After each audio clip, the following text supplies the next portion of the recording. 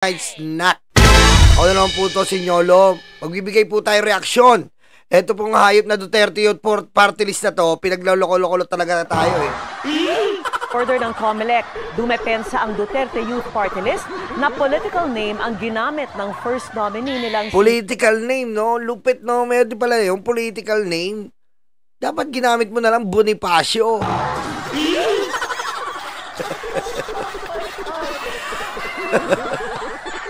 Pwede pala yun, no? Pag tatakbo ka, hindi mo gagamitin yung pangalan mo. Gagamitin mo apelido ng iba. Tanga-tanga rin ito eh. Drixie May Cardema para madaling maalala ng publiko. Pero gate ng COMELEC, dapat pa rin para daw madaling maalala ng publiko, eh dapat ginamit mo Ayala.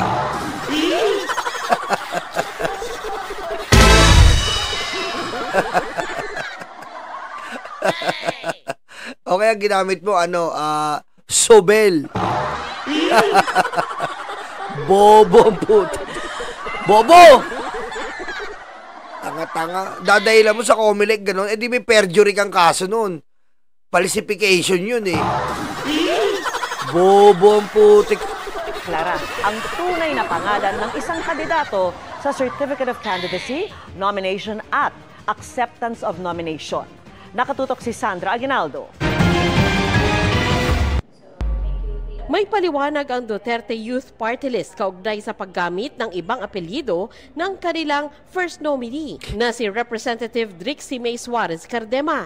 Ito ay matapos magpalabas ng show cause order ang mga galawan talaga nito mga DDS na to. Wala tangalata mo eh. Galawan tanga ang putik. Eh, di ba naman yan? Ba't Cardema ginamit mo? Ginamit ko lang kasi political name. Bobo ang putik na to.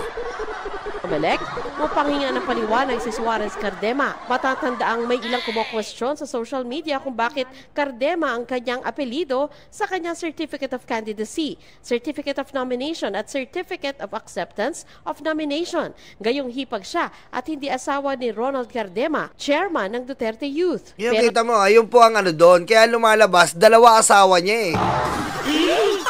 Muslim ka ba? Ha?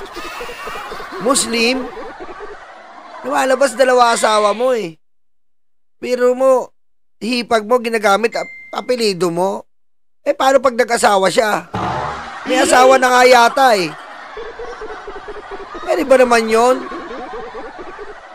Political name? Ano ka? Presidente? Sikat ka? Ganon? Pwede ba naman yun? Hindi mo gagamit, hindi ka magde-declare na, hindi mo dinideclare na certified true and correct yung mga certificate of candidacy mo. At kung ganun man, alam ko may ina-attach diyan, may a-attach ka diyan na ito po ginagamit yung political name ko, ganon. May a-attach ka mga dokumento, hindi yung basta magbabago-bago ka. Eh puti ka gagayahin lahat yan. Bobo ang putik talaga nito, Cardema na to, tanga eh. Pero sa pahayag ng Duterte Youth, ang ginagamit ng kanilang kinatawan ay ang anilay political name nito. Anila hinihiling sa Senado at Kamara ng ilang mambabatas na gamitin ang kanilang political name para sa name recall o para maalala ng publiko. Anak ng wedding name recall?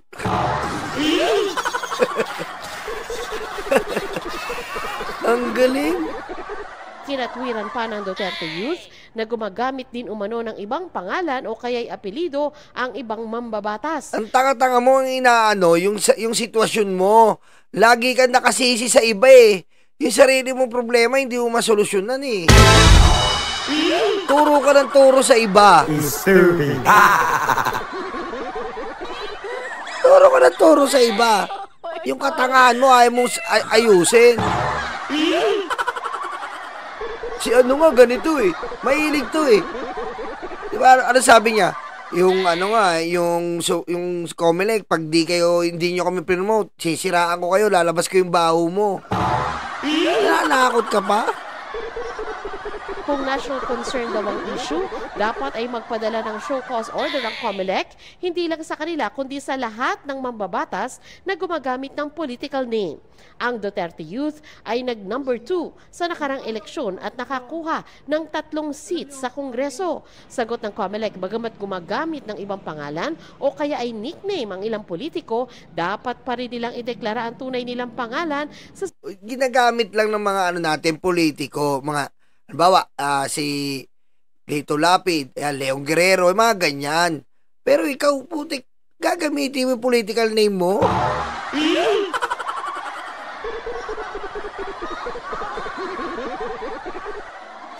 Kaya alam mo, yung kasi sa kanya, suspicious. Alam mo bakit? Kasi nga, para maiangat niya yung hipag niya.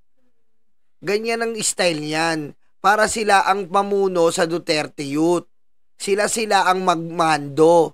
Ayaw niyang paupuin ng ibang pwesto. Gusto niya, yun nakokontrol niya. Kasi nga, kurako to si Cardema eh.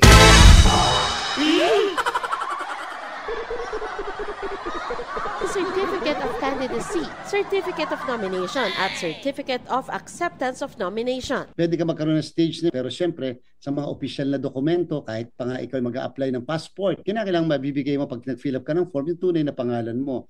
Sa Certificate of Acceptance of Nomination ni Suarez, nakasulat na last name niya ang Cardema. Ba, Certificate of Acceptance, diyan ka madadali.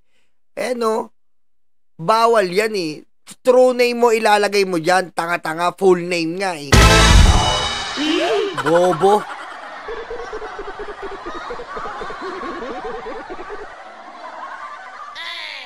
Tignan mo certificate of acceptance mo.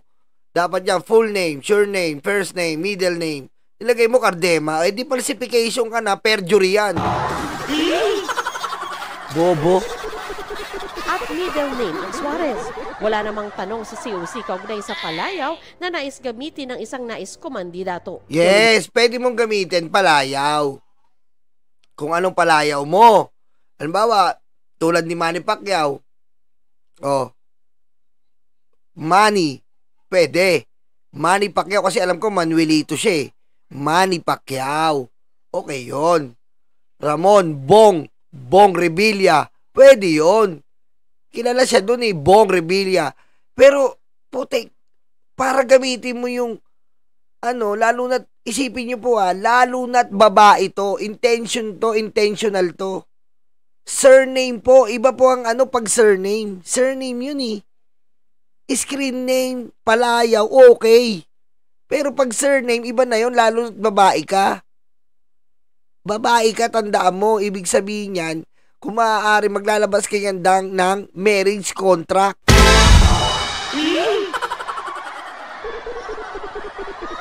Binubobo tayo nito eh. Kasi nga po political name, apelyido? Ano yun? Bobo ka lang? Tapos babae pa? Babae pa. Naging katanungan dyan, kung ang isang tao ba ay nagbago ng kanyang pangalan sa kanyang Certificate of Candidacy, yung ba ay pwede? Yung ba ipapayagan sa COC? O ano ba talaga ang nakalagay na mandato na dapat nakalagay doon sa Certificate of Candidacy? Ganun pa man ayon sa COMELEC, pakikinggan muna nila ang paliwanag ni Representative Cardema at pag-aaralan ang isinasaad ng batas tungkol sa pag-file ng COC at CONCAN. Kaugnay naman sa Bagong Henerasyon Party List, formal na itong naiproklama kanina. Ayon sa COMELEC, hindi na nagkaroon ng seremonya kaugnay nito. Ang BH ay nakakuha ng isang seat para sa kanilang kinatawan. Para sa GMA... yan. Si Dugyot Party List na lang palang problemado eh. Tatanga-tanga. Nagmalaki pa. Political name daw. Nagmalaki pa. Ito. Tingnan natin. Naglabas na ng pahayag ang Duterte naman ito bago sa politika. Hapon kasi, sinabi ng COMELEC na nakatakda na silang magpadala ng isang show cause order kay Duterte Youth First nominee and incumbent representative Drixie May Cardema. Nakarating kasi sa poll body ang ilang mga ulat na nagsasabing nagsinungaling ang Duterte Youth sa ilang impormasyon na inilagay nila sa kanilang Certificate of Nomination. Sa opisyal na dokumentong isinumite ng grupo, Cardema ang official surname ni Drixie. Pero sa pinakahuli nilang pahayag, inamin ng grupo na hindi Cardema ang kanyang apelido. Kita mo, kung hindi ka pa mahuli ng mga tao, hindi kayo aamin. Ganyan na ginawa nila. Nung nag-file sila, hindi nila pinablicize. Hindi nila pinaalam sa tao, which is bawal. Ang daming violation nito ni Dugyot Man. Daming violation nito, Dugyot Man na to eh. Biro mo, youth, nare-representa mo youth, membro, senior citizen.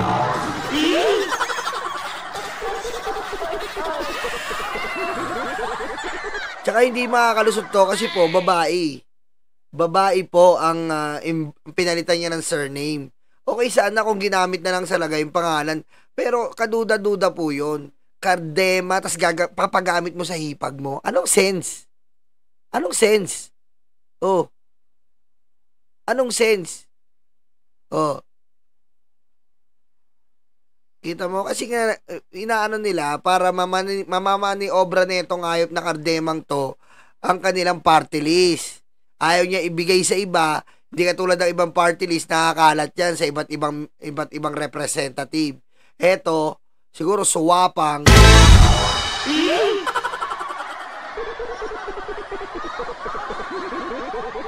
Yut Okay, dumako tayo dito. Ito pa, isa pa. Papakita ko sa inyo mga tanganan Didi. Ito si Ado. Gusto ko lang malaman, no? Kayo ba nagsabi niyan?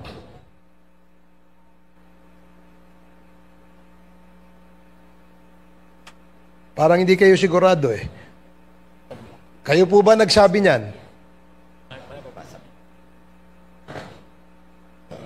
Okay, sige, basahin natin ha. Sinabi mo sa inyong post, lalabas na lahat ng katarantaduhan nila sa korupsyon, smuggling, hoarding ng agricultural products. Kita niyo po kita niyo yung maangas. Yung maangas na matandang to, walang pinagkatandaan. Ano namang ginawa? May pinagkatangaan. Tanga eh. Tanga to si Ado eh. Dapat pangalan mo, Kaado Pagtangahan. Etong si Kaado Pagtangahan, tanga talaga eh. Nilaglag pa yung SMNI. Pare-pares naman kay inutil. Nagkiklaim pa ng victory si Martin Romualdez sa 2025 elections. Martin, gumising ka na. Baka sa taba mong yan, magka-heart attack ka. Magbagong isip ka na, hindi kayo nagwagi. Anong ibig niyong sabihin dyan, Mr. Paglinawan? Mr. Chairman, hindi po ako gumawa ng mga manayan. Kita mo, yan ang mga DDS. Pag nasusukol, nag-evaporate. Bobo eh. Pag nasusukol, hindi daw siya gumawa. Nagde-deny pa ng una. Diretso natin. So, hindi ikaw yon. Hindi ikaw yon. Ako po yung nandun, pero hindi po ako gumawa ng may manayan. So, yung state... Kita mo katangahan, edi nilaglag niya SMNI. Edi nilaglag niya yung SMNI na ginagamit ang mukha niya at saka nilalagyan siya ng fake news. Bobo eh. Ado pagtangahan to eh. Hindi sa'yo galing. Hindi po. Okay. Hindi, salamat. Sige. So, lahat ng hindi niyo pinost yan sa inyong Facebook, ha? Hindi niyo pinost yan sa inyong Facebook account. Hindi ko po create yung mema na yan. So, wala po yan sa Facebook ko. So, hindi yan sa inyo? Hindi po sa akin. So, may gumawa ng fake news sa inyo? Opo. Ayan. Bakit malinaw? Pati kayo... Sinungaling na kagad, no? Yan ang mga DDS. Yan ang mga DDS. Puta. Tanga-tanga. Nabibiktima ng fake news. Anong feeling nung nalaman nyo may nag-fake news? Ano po? Anong pakiramdam nyo nung nakita nyo na merong gumawang fake news na ganyan sa inyo? Anong pakiramdam nyo? Wala po. That is part of being a blogger. Pwede mo naman yun. Ginagamit yung mukha mo. Wala pala yun. Halimbawa nilagyan ka, ginamit yung mukha mo.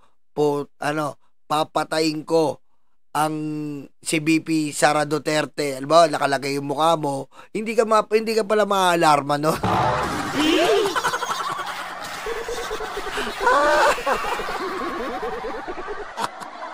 Ibig sabihin, pag ginamit yung mukha mo, nakalagay ito, papatayin ko si Sara Duterte. Hindi ka pala magagalit. Bob. It's part of being a public figure. Okay. So wala okay. pong, I don't take those things seriously. Kung Okay. yan po ay fake news, hindi po ako apektado niyan. Mas maganda hong ganyan, wag hong apektado, di ba? Opo. Salamat po. Thank you. Okay, thank you so much. Ayan. Ito pa. Ito ba, Mr. Paglinawan, paki-confirm nyo nga po kung kayo po yan. Dito, mas malaki sa kaliwa. Dito kayo tumingin. Sir. Hello? Sir. Sir, dito po kayo tumingin para mas malaki po. Kayo yan? Kayo ba nagsabi niyan? Inyo yan? Hindi pa rin siya nagsabi niya, nandiyan na yung mukha niya. At nandiyan yung link kung saan niya sinabi. Kabobo, no?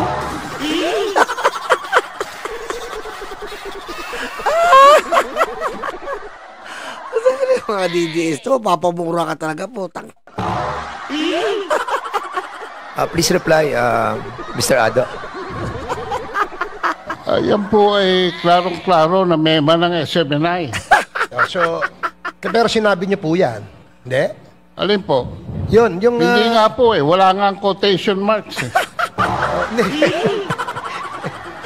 Bob. Ay, Ma'am Rian Madora, thank you. Kaya yung mga DDS, tignan nyo yung mga pinapakinggan nyo. Puta.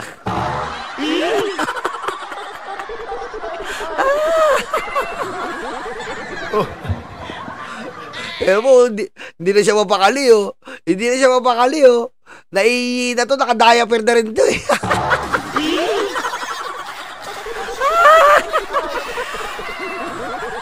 Ito kasi si no? Iba rin ang tama. Ay, iba rin ang Iba ang tama, eh. Mr. Ado, live po ba yun? Live. You were interviewed, na-interview po ba kayo ng SMNI about that issue? Ano po? Na-interview po ba kayo ng SMNI tungkol sa isyong yon? Live. Ang SMNI po ay nag-interview sa akin siguro 2 to 3 times a month. Sige po, Opo. Mr. Chair, okay na po Wala yan. po ako natatandaan sinabi. Yan na, sabi niya wala siya natatandaan. Eto na maganda. Kita mo katanga neto. Sige, okay na po, Mr. Chair, thank you. In fact, wala pong quotation marks. The comment Eto of na, Mr. eto na. Paglinawan. Eto na yung video. Pinuntahan yung link. Kita mo gaano katangahan talaga to mga to. Doon sa sinasabi niya kasi kanina na wala daw quote eh. Nakuha na ho namin yung quote, sir. Paki-confirm nyo lang. Kasi baka mamaya sabihin nyo AI. Paki-play nga po, please.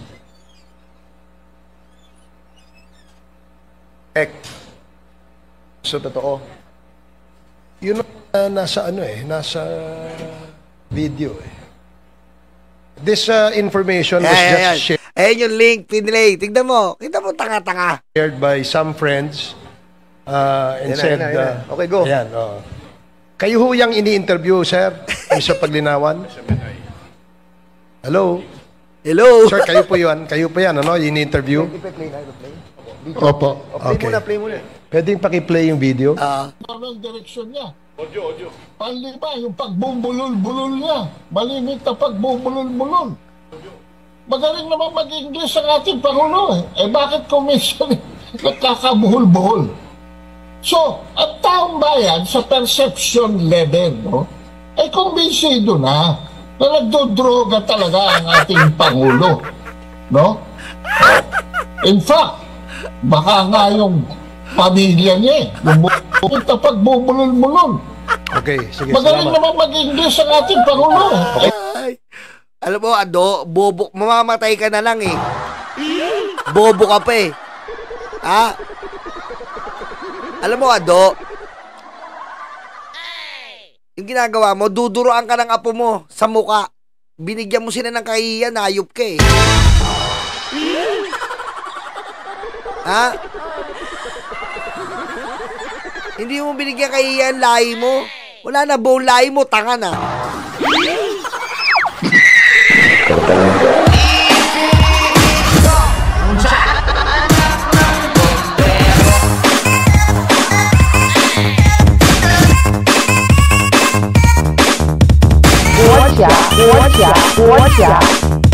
Xi Jinping. Tignan yung sagot niya. Bakit commission nagkakabuti? You made your point, Congressman Ace Barbers. Yeah, I'd like to ask Mr. Paglinawan, Mr. Chair. Yung sinasabi ho kasi niya na mukhang sinasang-ayunan niya, no? Ang kanyang paniwala na kagaya po na na-quote doon ay bangag, no? Tama po ba yun? Kung papakinggan po niyo ang sinabi, meron pong preface yung aking opinion. Putik ka, tanga-tanga ka, buong salin lahi mo. Ikaw duduraan ka ng apo mo. Ang tanda-tanda mo na, tanga ka. Ito yung mga lolo, pagtanda, dinuduraan na lang sa mukha eh. Ito yon. Kita mo, hindi mo na binigyan. Pagtangahan ka na. Video yan, mapapasinungalingan mo? May preface. Ano preface? Ano preface? Ano preface yan sabi mo? On a perception level. Sige po. Paki-educate mo nga kami doon sa sinasabi niyong perception level. Kasi parang ngayon ko na ano yan eh. Ano lang sir, tanungin na lang kita. Ano ang paniwala nyo? Wala na, na-stuck na. Ang personal ko pong paliwanag, no, labas sa perception level, ay wala akong conclusive evidence. Okay, sige. Salamat po. Thank you. Mr. Chair, may I proceed with my closing? Ang bobo, wala kang conclusive evidence talaga eh. Tanga ka eh. Puro ka bintang eh. Bobo ka eh. Galing, no? Yan. Yan yung mga sinasamba nyo. Ang putik, tatanga-tanga. Lugang-luga eh. Meron pa perception level, complex evidence, tanga ka, buong salin lahi mo.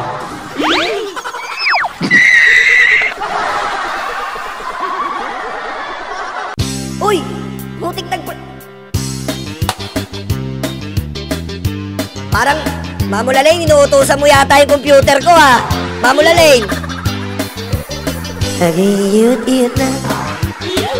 Sibol na. Sa libo lamang ang binigay niya. Iyot-iyot na. Sibulong na yun. Sa libo lang ang binigay niya. Haru, haru, haru, haru, itong pulong. Nakinagsak ang bugaw, baligtad kutsilyo niya. Iyot-iyot. Sipulong iyon ang walang kwenta namin congressman. Giiyot-iyot. Sipulong iyon ang walang kwenta namin congressman. Haba-haba dabaw, lagpas taon na. Water world na ang Davao, grabe na.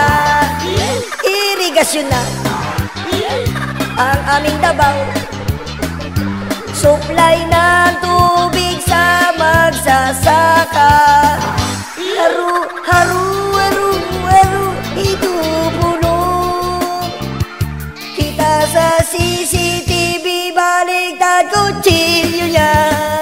Di iyot-iyot, sipulong iyon ang walang kwenta namin congressman. Giiyot-iyot, sipulong iyon ang walang Pasyal-pasyal pa. Walang paki sila. Constituents Davao, kuryente na. Papasyal-pasyal. Kuryente na sila.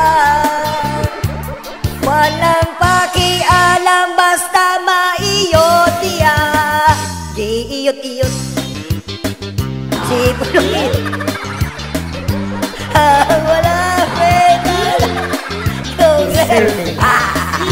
Giiyot-iyot. Botek binuo.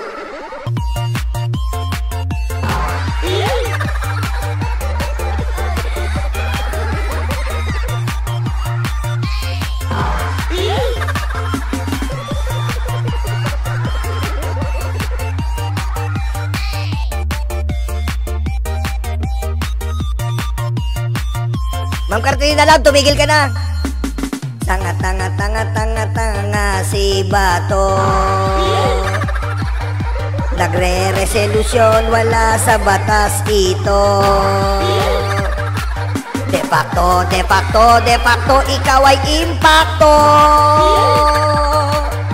Naturingan senador, engot talaga ito. Engot na Bato. Ay nako, Senado na to. Niloloko ang mga Pilipino. Ano ba naman mang Senado? Diyos ko, Senado na to. Lantaran niloloko Pilipino. Ano ba to? Ano ba naman Bato?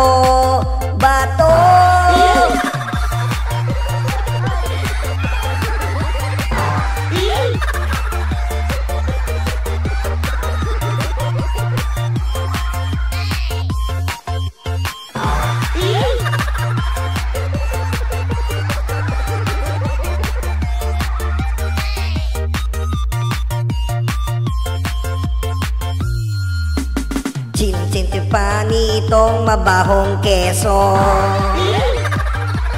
Yung kasalanan niya sinisisi pa tayo. Ikaw ang nagpa-atras, kami ginagago.